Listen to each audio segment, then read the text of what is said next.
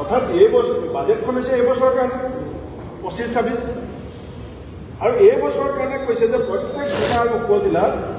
তেওঁলোকে সাংস্কৃতিক প্ৰকল্প নিৰ্মাণ কৰিব আৰু টকা দিছে কিমান 100 কোটি আৰু 26 বৰ্ষৰ সময়ছোৱাত 20টা এনেকুৱা প্ৰেক্ষাগৃহ নিৰ্মাণ কৰা এই পেকআপটো কি দৰকাৰ আছে যদি আপুনি 26 চনত 20টা প্ৰেক্ষাগৃহ নিৰ্মাণ কৰে 100 টকা এতিয়া আপুনি ইমান দীঘলকৈ কেলৈ লিখিছে যে মই গোটেই অসমৰ জিলাই জিলাই উপজিলাই কামটো কৰিম বুলি তাৰপিছত আপুনি ইয়াত লিখিছে এই পেকআপটো চাব বাজেট মানে হৈছে ফাণ্ড এলকেশ্যন পুঁজি আবণ্টন ইয়াত কৈছে এই বছৰত আমি কামৰূপ মেট্ৰ জিলা গুৱাহাটী জিলা পুথিভঁৰালত এখন উচ্চ পৰ্যায়ৰ সমিতি আগবঢ়োৱা পৰামৰ্শলী ভিত্তিত উন্নীত কৰাৰ পৰিকল্পনা লৈছোঁ অসমীয়া আৰু অসমৰ অন্যান্য খিলঞ্জীয়া লোকৰ বাবে আমি আন এটা বহুবাৰ্ষিক কেন্দ্ৰীয় পুথিভঁৰাল নিৰ্মাণ কৰিম হোৱাট ইজ দ্য প্লান এই যে দুটা বিল্ডিং যে আপুনি বনাম বুলি ক'লে পুঁজি ক'ত আৰু পুঁজি কিমান আৰু পুঁজি ক'ৰ পৰা দিব কাৰণ অলৰেডি আপোনাৰ 52,000 crores আপোনাৰ এক্সট্ৰা বাৰ্ডেন আপুনি লৈছে ইয়াত দেখোন পুঁজি কথাই নাই এখন বাজেট নে কিবা আমাৰ গাঁৱত কিবা সংঘৰ বছৰেকীয়া প্ৰতিবেদন সম্পাদক তাৰপিছত কৈছে আমি অসমৰ প্ৰখ্যাত চুফি সন্ত আজানপীৰে ৰচনা কৰা জিকিৰ আৰু জাৰিসমূহ ৰাজ্যসমূহৰ বিভিন্ন থলুৱা ভাষাত অনুবাদ কৰিম আনন্দৰাম বৰুৱা ভাষা কলা সংস্কৃতি এই গুৰু দায়িত্ব বহন কৰিম কোনো পুঁজি কৰা নাই সাহিত্য পথত সাহিত্য কল্পনা প্ৰসূত কিছুমান বাক্যৰে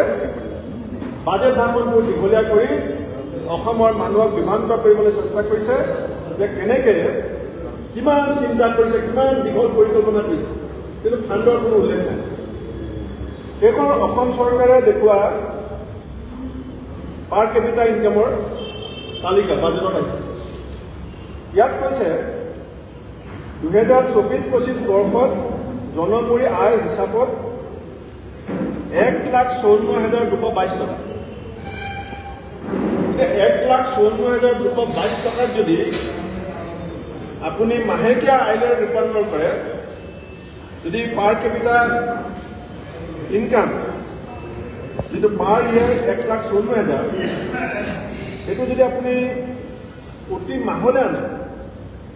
তেতিয়াহ'লে অসমৰ মানুহৰ প্ৰতি মাহৰ যিটো উপাৰ্জন দেখাইছে 12,500 টকা 12,500 টকাৰে হিমন্ত বিশ্ব শৰ্মাই আমাক কয় যে অসম আত্মনিৰ্ভৰশীল হ'ব এটা পৰিয়াল মাহেকত 12,500 টকা উপাৰ্জন কৰিলে অসম স্বাৱলম্বী হ'ব যিটো কাৰণে অসমৰ পৰা হাজাৰ হাজাৰ হাজাৰ হাজাৰ ল'ৰা বেংগলোৰত গৈ কেৰেলাত গৈ কাৰণ হিমন্ত বিশ্ব শৰ্মাৰ মাহেকীয়া উপাৰ্জন ফিক্স কৰি দিছে 12,500 টকা আৰু সেইকাৰণে কোনোবাই গেট কিপাৰ কোনোবাই চকীদাৰ কৰি আপুনি বেংগলোৰৰ হোটেলত যাওক মানুহৰ ঘৰত যাওক ফেক্টৰীত যাওক চব অসমীয়া ল'ৰা তাত গৈ পেলাই কাম কৰি আছে আজি চৰকাৰখনৰ স্বতন্ত্ৰ দেৱ গাংগুলী ভাষণত প্ৰত্যেক পৃষ্ঠাত হিমন্ত বিশ্ব শৰ্মাৰ কাৰ্যদক্ষতা প্ৰশাসনিক পৰিপক্কতা পৃষ্ঠা শলাগ লৈছে মই অকল এটা পৃষ্ঠা পঢ়ি দিওঁ আপোনালোকক বাজেটত এই কিতাপখনৰ পৰাই আনিছোঁ মই বন্ধুসকল মই বেলেগৰ পৰা নাই ইয়াত লিখিছে চাব কিমান ধুনীয়াকৈ লিখিছে বুজিব লাগিব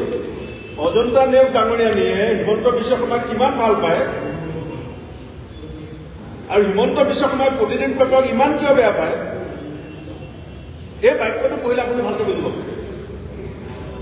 ইয়াত লিখিছে বৰ্তমান অসমৰ 46টা ৰাজহুৱা খণ্ড প্ৰতিষ্ঠান অসমৰ ৰাজহুৱা খণ্ড প্ৰতিষ্ঠান কিমান 46টা 17টা লাভ উপাৰ্জন কৰি আছে